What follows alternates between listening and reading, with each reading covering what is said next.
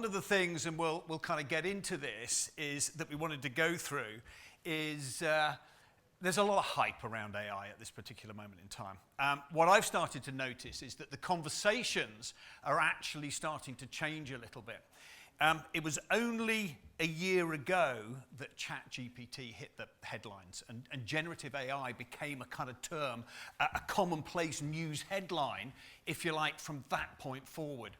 If I go back to the conversations that I'm having, or I was having with customers around customers, clients, and people in general, and other technologists, back January, February, March time, it was all around, what's Adobe doing in generative AI? What are you doing? What are you doing? What's going on? And now it's far more around what's the value that AI is delivering? Where is it changing? What's it doing? What's the difference that it's making? And that was one of the things I wanted to touch on. I'm sure we've all seen slides like this one. You know, we had the internet era, we had the other eras, and now we've got the AI era is upon us. But to me, there's some things that still have to evolve in order for us to really be able to consider this an era or an epoch or whatever the terminology you want to put around it. And this is the fact that the technology is there without a shadow of a doubt. We've got technology. At the moment, it looks a little bit toys and novelties, and there's some fantastic things that we can do, and everyone can be wowed by it. But until we really integrate the technology with the people and the process of organizations, we're not really going to extract the huge amounts of value or really get or live up to the expectations that have been set around it. You know, kind of a silly example that I would give is that I was in the privileged position of having my daughter graduate from university this summer. And what I hadn't fully appreciated was a graduation ceremony was a ceremony where I go and fund her and her friends to go and consume as much alcohol as they possibly can over a very short period of time. But as they were going through this process of spending my money for me, I saw it as an ideal opportunity to kind of open the question around, well, how are you with ChatGPT, and where did you use it? And it's like, oh yeah, I hardly touched the thing, hadn't even seen it. And as the drink flowed, we got into a little bit more of the detail. And what we discovered was that every single one of them had used ChatGPT, whether that was actually in research. I'm sure there were some who used it a little bit more heavily to write their final dissertation, but they had all used it. They had all been aware of it. And I think this is because it was very, very easy for them to fit that technology into the process that they were using. They were skilled intellectually wise. They were open to new technologies because they're used to new technologies. They were able to consume it, and they were able to put that into their life. But in broader organizations, wider organizations, where we might have skills gap, where we already have established processes, it becomes harder to how do I integrate this technology in order to create the AI era. And what we want to run through today is a little bit of where we're seeing that evolution around customer experience, or human experience, or human-centric, which I think was, if I could, to explain this slide, what you should have done was come into the session that was previous to this one, where we had the panel discussion that really explored some of these things in slightly more detail. But we're looking at how do we use AI to drive personal experience. And personal experience is better than general experience, so everyone says. But it's not rocket science to kind of work that out. You know, you interact with people you know in a very different way to the way that you interact with people that you don't know. So the more that we can build that relationship, the more positive that experience stands a chance of being. Now, I am skimming across the surface of a whole load of kind of deeper issues, social issues, trust issues, and things along those lines, which I'm more than happy to discuss, but unfortunately they only gave me a 30-minute slot, so we're going to kind of skim across the surface of some of these points. But the point here is, if we can build engagements with people, then that's a better place to be than just talking to them as if they were just a bland brick wall. A concept I want to use, and we'll kind of come back to a couple of times, is what we're calling the digital experience flywheel. Now, as we know, a kind of flywheel is something that's potentially a little bit tricky to get started in the first place. It takes work and effort to get the thing moving, but once you've built up kinetic energy in the thing, it almost has a momentum of its own, and it keeps going. And we very much feel this is the way that AI, generative AI technologies are going to be adopted, are going to be adapted to our working lives. And on the digital experience side, we've kind of got two arms to our flywheel as we start to spin it. Firstly, we've got content that we're going to have to create. How do we create content that will make those digital experiences that we want people to have? And then on the other side, we've got to deliver to that content to the right person at the right time, or actually at a time that they want to consume it, on a channel that they feel most comfortable with. So we have the content over here, we have the delivery of the content over here, and if you like, the pivot and the thing that's going to make this flywheel turn is the data that we've collected.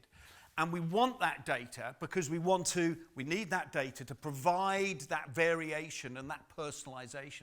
What we can gather and collect, that's what's going to enable us to drive this. But we also need the analysis and the feedback loop that says, okay, I need to change things in this way. Okay, go and create some more content that's a variation, and that will make a more personalized experience.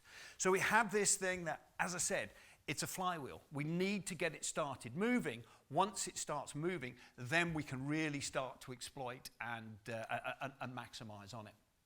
And I was thinking about this whole content delivery piece last July, where we had our summit. And this was an Adobe event, pretty similar to this one, where we have a number of product announcements that are coming out. And I was talking to a number of content creators, people who sit and on that one side of my flywheel. And before Summit, we were having a conversation where they were sitting there going, the world has gone crazy. We are being asked to do more and more. We're asked to generate more and more content. We don't have the tools. We don't have this, that, and the other. And we can't do our jobs anymore. And then we went into Summit. We made some announcements, some generative AI announcements, and we'll look at some of those as I go through this.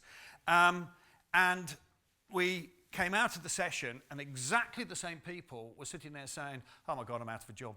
Yeah, you've just done everything that I do for me. I'm out of a job."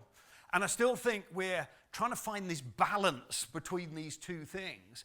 And I go back to, I think it was a guy called James Rifkin in the 70s, made the comment that computers will make everyone redundant within the next 15 years or something along those lines. Guess what? It didn't happen. Yeah? But what did happen was that it created a whole load of different jobs. And the jobs that were created were ones that we couldn't quite imagine at the period of time, because we couldn't see that financial markets were going to be transformed in quite the same way that they were. And a whole load of other industries were transformed. And so it's not that there are going to be no jobs. It's how are those jobs going to be changed, and how do we accommodate that change within our organizations? So I kind of like to transition to this slide, but one of the things that I realized as I was preparing for this session is that I now think we're looking at things the wrong way. We use this slide to explain, oh my God, look at the scale that we're going to have to go through with content. If whatever, whether it's products or widgets or whatever, I've got a whole load of products, and I've got to create a brochure for all of those products. I'm going to have another assets like photos and prescriptions and all sorts of things that I'm going to have. And you can very quickly build up this story that goes, oh, I've got a good number of assets. It's going to mean I've got digital assets around all of those. And you can very kind of explode this thing into looking incredibly large numbers. But I now think we're looking at this the wrong way round.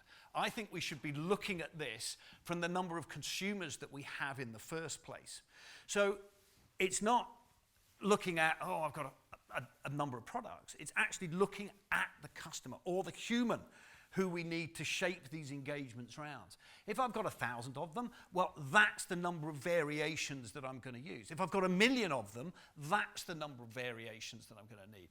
If I've got 10 million of them, and there'll be sub-variations like language and things like that within this, that's the number. So it's thinking about who is it. The personalization element means we shouldn't be thinking small and trying to grow it. We should really be thinking from the big number in the first place. Now, I mentioned some of the technologies that generative AI is kind of kicking out and starting to evolve. I want to give you a little bit of an overview. This was a quick summary of some of the things that we're talking about that made all those creatives go, oh my God, I'm going to be out of a job. But then I want to come back after that and just put it in a little bit of context and show where we're starting to show some of these driving values. So bear with me while the video plays. Fantastic.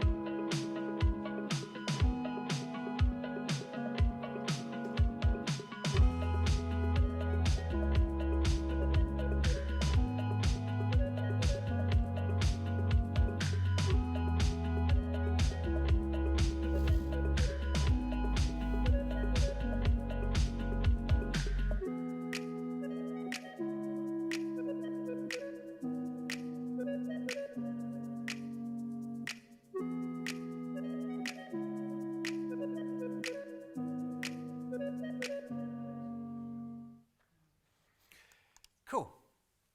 So how many generative AI techniques did we just see in that 2-minute video? There was 12. Yeah, and I'm going to break them down quickly. Now, every single one of these is either released or will be released within the next 6 months. So it's there or thereabouts. It's a rollout process that we go through. So going through very quickly, the first one that is the kind of the high impact one is type of description. My favourite one is elephants playing football on the moon. I've no idea why it came up. That was the first one. And guess what? You hit enter, and within a matter of seconds, you get a picture of elephants playing football on the moon, and then you can manipulate that from that point onwards. So really nice, simple, the easy first use case. Another use case, which is actually far more impactful to the way that people are creating content, was this one which we said extend an image. So it's whereby maybe someone's taken a portrait photo of someone, but that portrait photo doesn't fit all the formats you want to display it on. So it just says, okay, recognize what's going on at the edge of this image and extend it out. So I can take that photo and just generate what AI thinks should be around the outside, and I take my portrait photo to a landscape photo so that it can be more easily consumed in other products.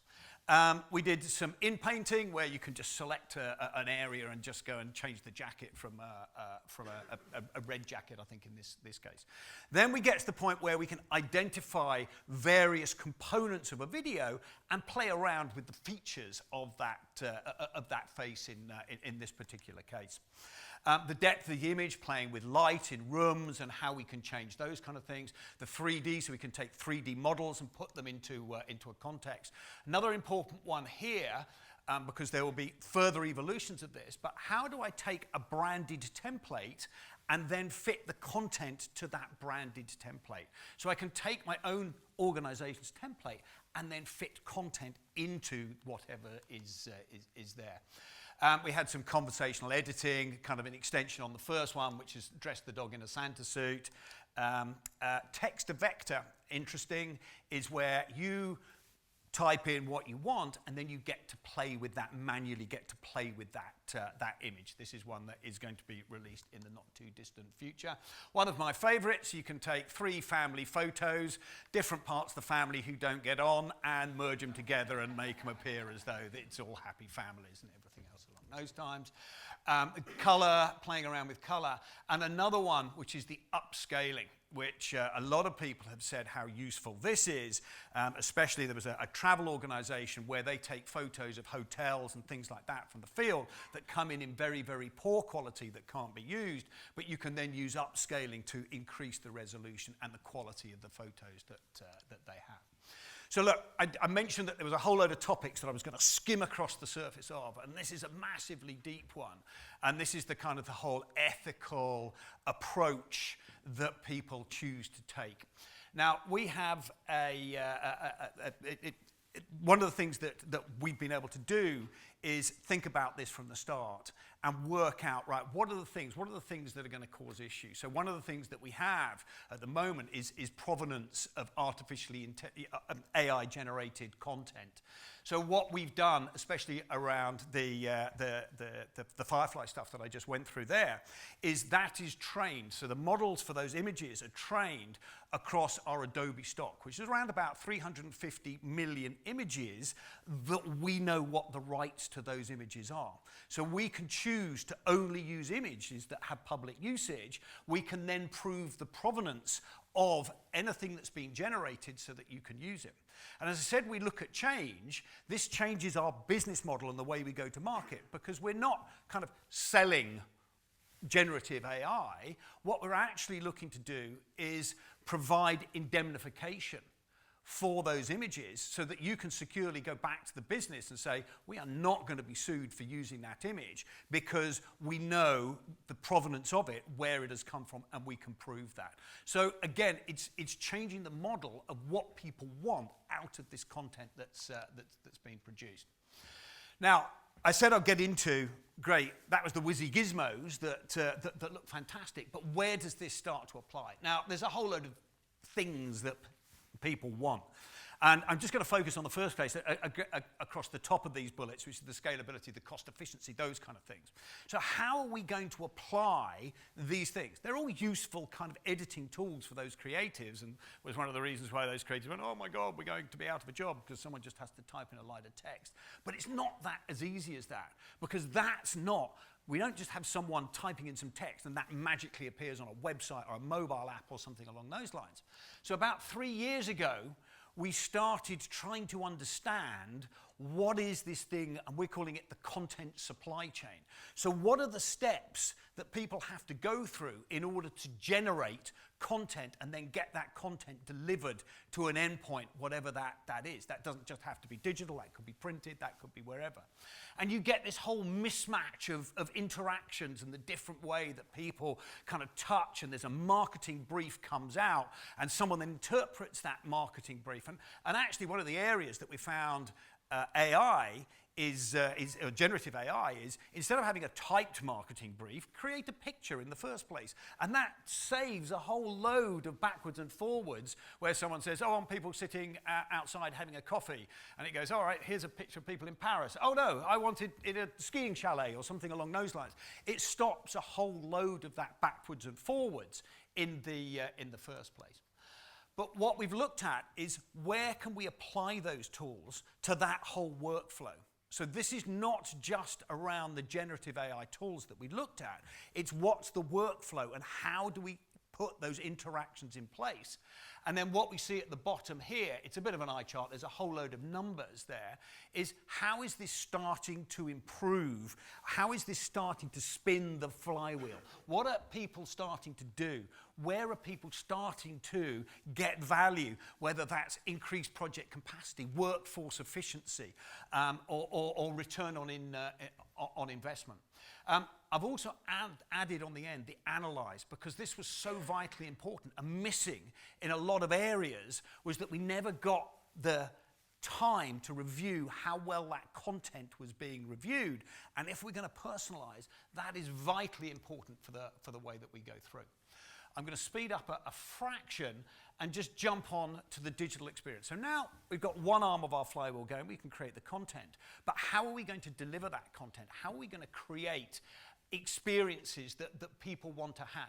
We know one of the challenges is that this is now beyond human scale. Being able to do it, how someone interacts with us, can be across multiple channels. We are great at collecting data.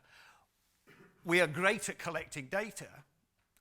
We are really good at collecting data. We're not so good at interpreting that data and using that data in order to give us that scale. We know that people will have a whole number of interactions, whether that's through TV ads, whether that's through websites, whether that's through mobile apps. We have all these points of collecting data, but what we're not so good at, and the challenge is connecting those up to the endpoint so that we can personalize these things. A lot of my time over the past few years as a CTO has been with a diagram like this on a whiteboard, sitting there going, oh, we need to connect this up to this, and this up to this, to this up to this. And you end up with a bird's nest in the middle that is just a mass of complexity. And that's the challenge that we have in really extracting value from this data. So when we get this right, and the objective is to be able to see a journey and envisage a journey that people will go on out of that complexity. So I have, in the last few minutes, have another quick video to take that I'll then just break down very quickly.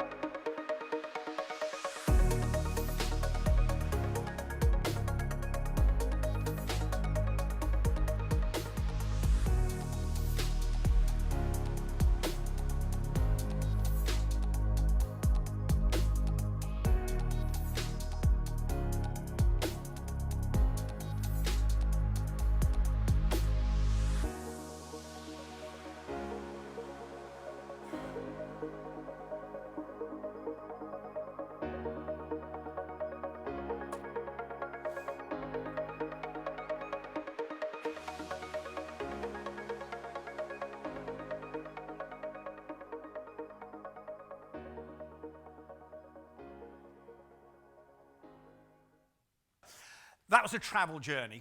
How do we build these journeys? And let me just break it down again as we did the previous one. So what happened in the first place is we took some analytics, we looked at that travel environment, and generative AI helped us understand that there was a market that we hadn't necessarily noticed ourselves. And this was towards solo travel. It then, through a co-pilot, said, all right, or we said, how do we want to exploit that? What are my options for exploiting this opportunity that you've identified around solo channel? And it came back and said, here you go, here's some campaigns that you could run against it.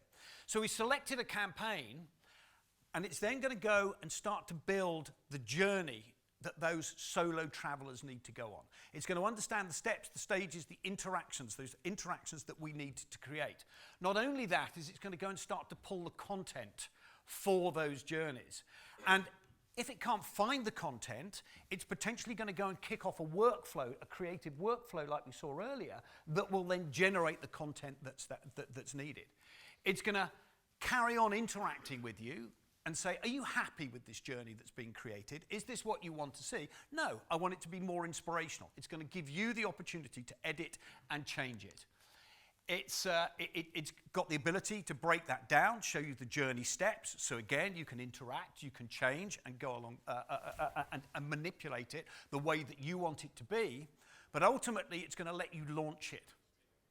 Now, what we saw there is months and months of normal process. Now, I'm not saying this is going to be fully automated today, but what we're looking at doing is taking steps that were months and months down into weeks to days. So the savings start to become obvious. And again, this is about getting the flywheel starting to move around. It's not all going to be done in one way, in one go. That flywheel needs time to take people and process on board with it. once I've launched my campaign, we don't just stop there and say job done. We continue to analyze that campaign, look at how people have interacted, and potentially start to identify microsegments or get into that personalization level where we've identified that a certain subset might be very keen on supporting the local environment, supporting the local economy, and so that we can go and interact and change the interaction that we have with them in a different way. So again, just moving ourselves forwards from audiences and reducing the size of that audience till we're starting to get to that personalized messaging that we see. As I said, in the same place, every technology that we have that we've shown here is either launched or within a 6-month window of being launched. So we kind of get to this point, and what our objective has been is to how do we remove this complexity in the middle? How do we join the dots so that we can do with the data, because we're good at collecting data, how do we get that data connected to the endpoint so that we can activate it, so that we can provide the insights, so that we can make useful use of it? And it's not just retrospectively doing that. I think that the new terminology is the speed of social. Yeah, everyone expects social media to be the leader. This is about doing this in real time. This is not about sitting there going, oh, I've analysed this report from last year, and I think next year we should do a campaign around solo travel. It's about doing it in the moment that's important to the business, or the business can then maximise, or the organisation can then maximise. So just, you'll be pleased to hear, returning to the flywheel for the last time, hopefully what we've kind of gone through is shown you how we view this experience flywheel. You have to connect these two parts. You've got the content creation on one side, you've got the experience and how we start to create journeys and think about those interactions on the other side. The pivot to all of this is the data that we gather and getting insight and information from that data. That's what's going to help us move the flywheel in the first place. It's not the technology that's the challenge, it's the people and the process and adapting them. This means we don't try and sprint full out in the first place. We look at what are the processes that we've got today and how do we get these technologies to interact with these processes. This is getting the flywheel started in the first place. As we get comfortable with those, as we understand those technologies and how we can use those technologies responsibly, that's when we start to get the flywheel spinning and it gathers a momentum of itself, and we get into personalized, individual personalized experiences, which is the holy grail of where this started. So finally, it was just to say, we think about the flywheel. We have products, as everyone associates Adobe with. Oh, you're the Photoshop guys. Oh, you do PDFs and things like that. But what we're focused on at the moment is how we bring these products together, to combine them together to actually generate these experiences, these interactions that everyone wants, this personalization that we think is going to be so important with the way that these technologies roll out in the future.